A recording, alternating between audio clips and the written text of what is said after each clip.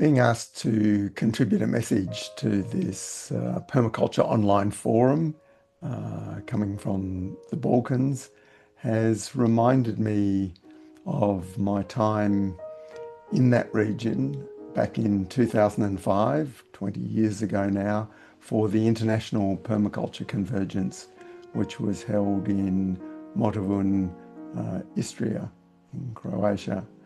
And it reminded me of, especially that time was part of a 6-month teaching and study tour that took me to quite a few countries in Eastern Europe and made me emphasize to those who I was talking to as permaculture colleagues in that region and those from around the world how many things there were in that region from a traditional land use nature, traditional architecture sources, and other aspects that were models for what we could adopt in permaculture around the world.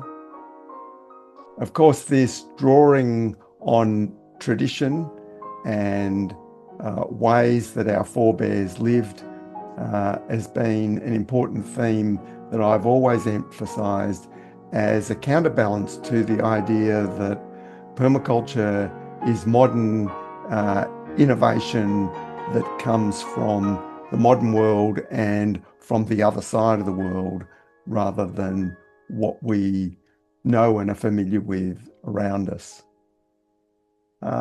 So I think particularly I remember teaching on the permaculture design course that was associated with that international convergence in the village of Vransko in Slovenia.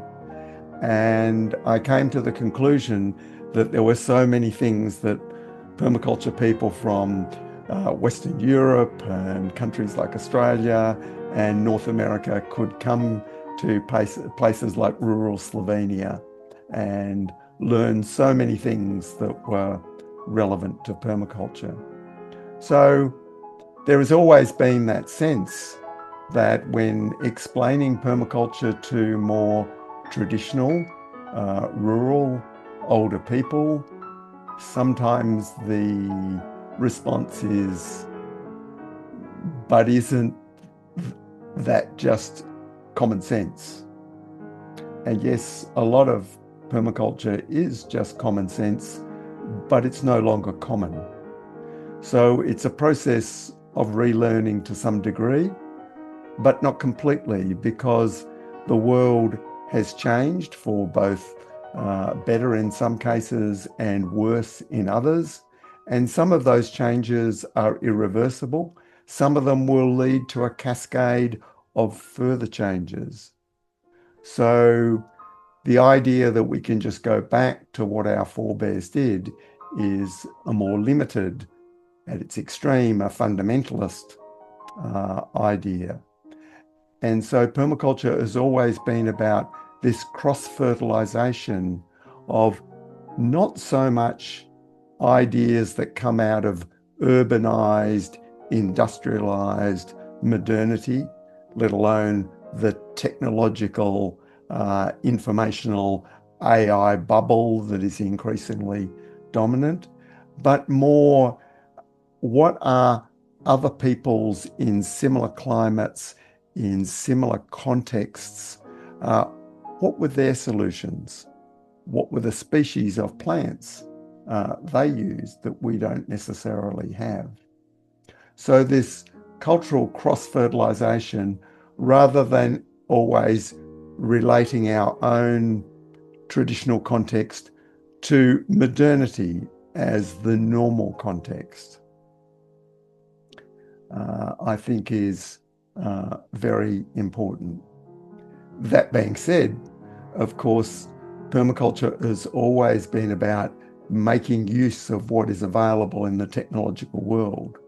From the focus in my work and many other permaculture pioneers on the use of diesel-fueled bulldozers and other heavy earth-moving machinery to create appropriate, sustainable earthworks that could be managed by future generations, if necessary, with hand tools. Those opportunities to use technology or renewable energy, or in fact, the internet. Permaculture, ironically, became globally spread quite early on in its evolution, making use of these huge opportunities that these technologies of modernity provide for us. At the same time, it has managed to be seen as relevant by people in very different cultures and different views of the world, religious traditions, and other contexts. Even though in its origins it might have come out of one of the longest affluent countries with a long emerging, if you like, post-religious humanist scientific tradition that both myself and Mollison, even though we were a generation apart, emerged from. The relevance of permaculture has been taken up in many very traditional places where people have a strong religious, sometimes indigenous affiliation to land and environment, kin and community. So I think that is one of its strengths going into dealing with the challenges of the modern world, where increasingly there's this division in different ideological camps and hardening of good and bad people stories, good and bad nations, and the right and wrong crusades to change the world to conform to our own ideology. And in that I include environmental ideologies and even permaculture ideology. So I think in looking to the theme of this gathering, the problem is the solution, this reminds us always to look at what are the positive opportunities from our situation or circumstance. Of course, its deepest origin is in the emergent ecological understanding of the role of weeds, rather than just being the enemy of the gardener and the farmer.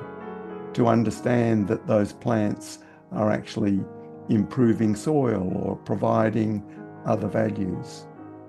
So this tolerance and beyond that, understanding the value in things and circumstances, species, people, ideas that we find threatening or an obstruction to us, is also what the principle of diversity is about. Diversity is not about all the things we like, it's about the things we don't like, and understanding that maybe they have value and place.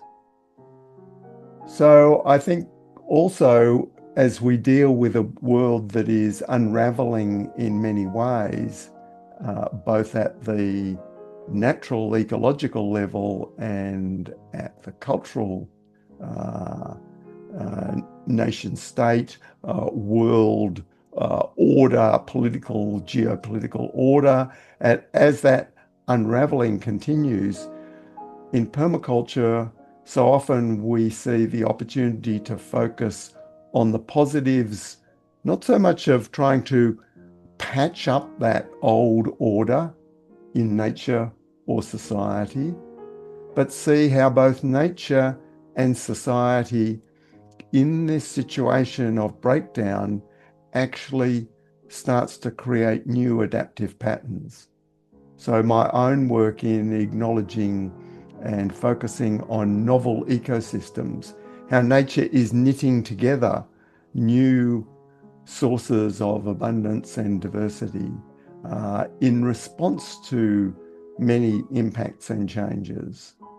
And similarly, how ideas fashioned in community at the fringe of the big systems of governance and institutions, more at the rural and community fringes, are creating new opportunities.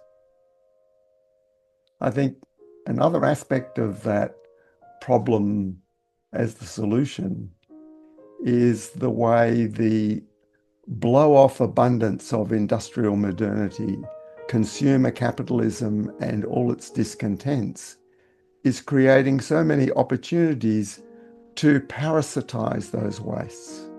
Many of us actually live from some interaction with the abundances of nature and the wastes of society. So the opportunities to make use, not just in sort of simple ways, but in ways that involve complex redesign, complex retrofitting, what Oliver Holmgren calls obtainium engineering, high-level reuse of technologically complex materials that are being discarded and abandoned in so many ways and different contexts. And of course, that ranges in parts of the world, including in Eastern Europe at the moment, from the blow-off explosion of consumer capitalism right through to its other expression in disaster capitalism and war, the destruction of things.